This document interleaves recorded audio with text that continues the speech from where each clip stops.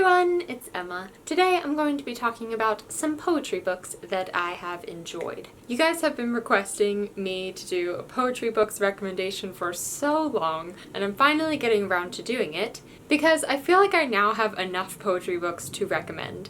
I'm fairly new to reading modern poetry. About the time since I started my booktube channel is when I started reading poetry, so you guys have always known that I read poetry, but I'm still really a newbie to it. That being said, for those of you who watch my channel and have been watching my channel, these are probably not going to be new titles or new poets. They're people that I mention all the time. I just thought that I would give an overview of a couple of my favorites, why I liked each one, so that you can pick for yourself whether you would like it or not. I'm kind of going to go in order of when I read them, so the ones that I read first, going down to the one that I read most recently. So let's just jump right in. The first one I'm going to talk about is the one that I have mentioned the most on my channel. It is The Princess Saves Herself in This One by Amanda Lovelace. This was the book that got me into modern poetry. I can't even remember why I picked it up or where I picked it up, but I started reading this one and I just fell so in love with this style of poetry. Amanda Lovelace writes with this really candid, emotional style. She writes her story through 4 different parts, starting with the princess, then the damsel, the queen, and then you. So she kind of goes through her own emotions, her own poems, but then she ends with you,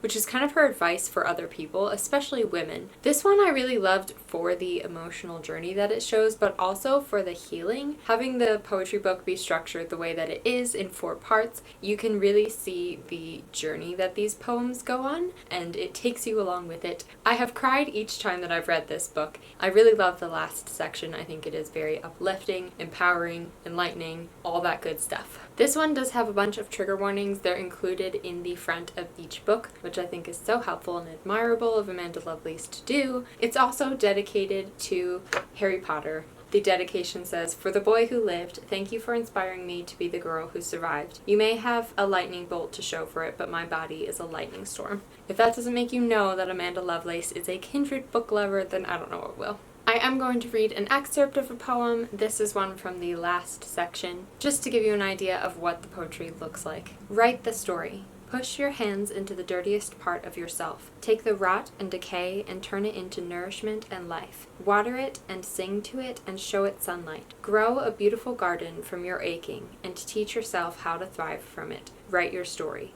The sign you've been waiting for. The next book that I'm going to recommend is also a poet that I mention pretty often on my channel. It is Leav, and the book I'm specifically recommending is Memories by Leav. This book is a collection of different Leav poems throughout the course of all of her books. So when I read this one, I had already read a decent amount of the poems, but this one is kind of set up to be like a collectible set of poems. A book of poems that tells a narrative, but it is that one you would give as a gift, that one that you would kind of keep out on display. For that reason, I loved it so much more. I loved this one most out of all of her poetry books, I think. Although I love all of Leav's poetry books that I've read. If you have never read Leav, or if you've read all her books, I think this is a great one to pick up. It is not only absolutely beautiful, but it really gives you an idea of what Leav's writing style is like. Leav's signature is kind of the heart-achingly, romantically beautiful, sad poems. A lot of her poems are love poems, although she does write life, personal growth poems as well, and I love those ones. But I think that the majority of her poems are love poems, and they're often kind of sad love poems, which honestly is what I like about her poetry, because it's not necessarily what I relate to. It's not necessarily, wow, this is my life experience reading through another poet's eyes. It's more like a story, but they're so lovely and beautiful. They engage my emotions. I think I cried reading this one, honestly. And it wasn't over something that I related to. It was over something that just seemed so beautiful and heart-aching that it just pulled me in. It's really hard for me to pick an example poem to read of Leav's because I actually didn't even mark poems in this one while I was reading because I really did love every single poem, but I feel like this one gives you a good example of the romantically heart-aching style that Leav has. It is simply titled Love. I don't know what it is like to love someone who the world tells me I'm not supposed to love. I can't imagine how hard it must be to love someone I'm afraid to kiss on the street. But I do know what it's like to love someone who I cannot be with. I know how it feels to have my brain tell me one thing and my heart another. I know how hard it is to have to love someone in secret, to live with the knowledge that if circumstances had been different, I would be with the one I love. I do know there are all kinds of barriers to love. I do believe the world needs less of them. The next poetry book I'm going to talk about is by a poet named Michael Faudet, and it is Smoke and Mirrors. Michael Faudet I picked up because his style is similar to Leav, maybe because they're lovers. The way that his books are structured, the way his poems are, is very similar to Leav's, so I picked it up in the hopes that I would enjoy it just as much. And to some extent, I did. Certain ones I loved just as much as Leav, but on the other hand, I did have some issues with this one, which I'll explain a little bit after I tell you the good things about it. Michael Faudet writes in a way that makes me feel like he is from the 20s. Like, his poems really have this F. Scott Fitzgerald roaring 20s kind of vibe, which I really love that vibe. F. Scott Fitzgerald has been one of my favorite authors for a really long time. I really enjoy it for that reason. Also just for like the beautiful love poems that he writes. His poems are also kind of dramatic. I like that about it. I enjoy it. In certain moods, I think I wouldn't enjoy it. The only thing that holds me back from being like, I loved this whole book, is that sometimes Michael Faudet writes things in a way that makes me feel like he's doing it for shock effect. Like, he'll say something vulgar or he'll say something about a woman that I find offensive because it feels like he's doing it in a way that's just for like the pure shock factor. Often that is the case when I read poems written from a male's point of view. There's just this like over-sexualization that goes on, but that's kind of a personal preference thing. There are a lot of poems that are really lovely and heartfelt, nice and enjoyable. It's just that personally for me, some of them I was like, ugh, do you have to? To give you an example of one of the poems that I really liked, this one is called Why Clouds Cry. When you walked out of my life, it was like the sun had completely vanished from the sky. I now know why clouds cry.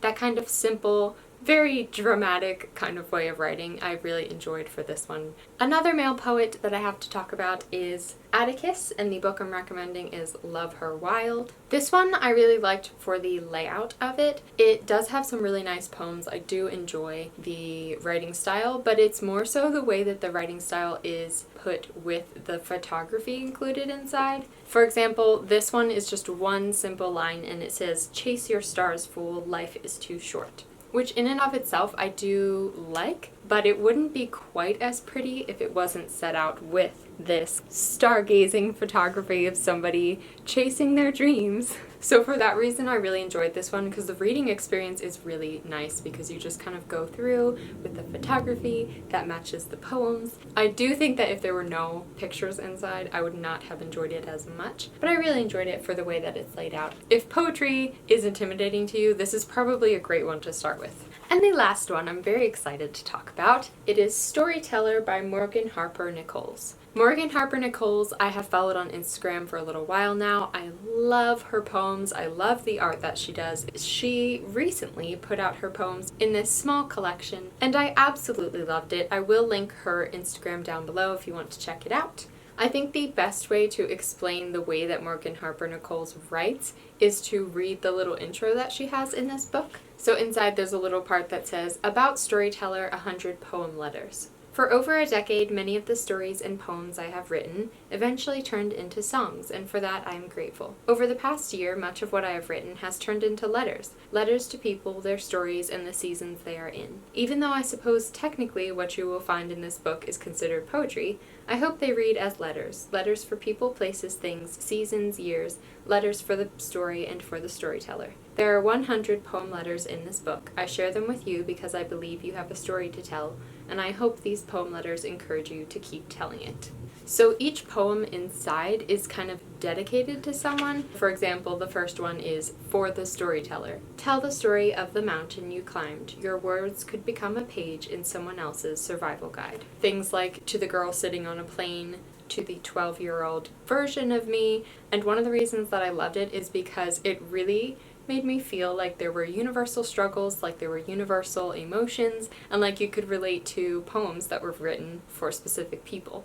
Also because Morgan Harper Nichols just pours out encouragement in her poems. A lot of her poems are just straight up truths like you are lovable, you have a big future ahead of you. One of my favorites was this one that says, "For the girl in my flight, leaning into her window seat, enthralled by the rows of city lights rolling out beneath her feet." If you happen to feel small in this sea of rolling lights, this feeling is more than fear, this feeling is alive. Permission to be free, well-traveled, and well-rested. To think a billion thoughts, while at the same time speechless. Her poems are just like pure encouragement for people at different points of their lives, through different struggles that they're having. And that's what I really loved about this one, not just for the encouragement factor, but also because it was like being connected to a bunch of other people that she wrote these poems for. So those are all the poetry books that I have to recommend to you guys today. For now, these are the ones that I have read recently that I really enjoyed. Let me know down in the comments if you have any poetry book recommendations for me.